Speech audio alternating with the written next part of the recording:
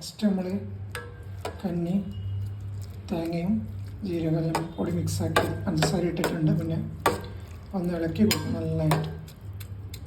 നന്നായിട്ട് അടി വരെ ഇളക്കി മറക്കുക. ചൂടോടെ ഉണ്ടാക്കിയ ഫ്രഷ് ജീരകക്കഞ്ഞി, തേങ്ങാക്കഞ്ഞി എന്ന് വേണമെങ്കിൽ പറയാം. കുറച്ചും കൂടി പഞ്ചസാര ഒന്ന് ഇട്ട് കൊടുക്കാം. സെറ്റായി ചൂടോടെ ടേസ്റ്റ് നല്ല ടേസ്റ്റായിരിക്കും. പാൽക്കഞ്ഞി, തേങ്ങാക്കഞ്ഞി.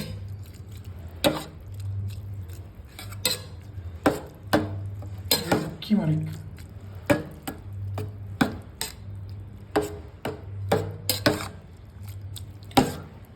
ഓക്കെ, നെക്സ്റ്റ് ഇതിലേക്ക് കുറച്ച് ഷുഗർ ആഡ് ചെയ്യാം.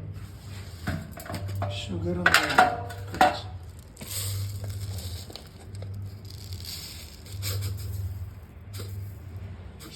ആഡ് ചെയ്യണം. മതി. ഷുഗർ ആഡ് ചെയ്ത് നന്നായിട്ട് ഇളക്കും. അപ്പോൾ നമ്മളെ പാൽക്കഞ്ഞി, ജീരകക്കഞ്ഞി, തേങ്ങാക്കഞ്ഞി റെഡിയായിരിക്കുകയാണ് ഗൈസ്.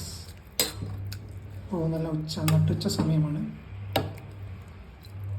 ചൂടോടെ ഒന്ന് കഴിക്കണം. അടുത്തതായിട്ട് സെറ്റ് തേങ്ങാക്കഞ്ഞി, ജീരകക്കഞ്ഞി റെഡിയായി. ഓക്കെ,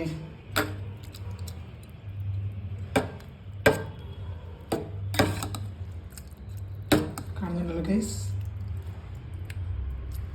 വളരെ ടേസ്റ്റ്ഫുള്ളാണ്. നിങ്ങളും ഉണ്ടാക്കി നോക്കുക, ടേസ്റ്റ് നോക്കുക. ടേസ്റ്റ് ഉണ്ടെങ്കിൽ നിങ്ങൾ അറിയിക്കുക, കമൻറ്റിൽ അറിയിക്കുക. അപ്പോൾ ഈ വീഡിയോ ഇഷ്ടപ്പെട്ടാൽ നിങ്ങൾ ലൈക്ക് ചെയ്യുക, ഷെയർ ചെയ്യുക, സബ്സ്ക്രൈബ് ചെയ്യുക. Okay, thank you for watching my video.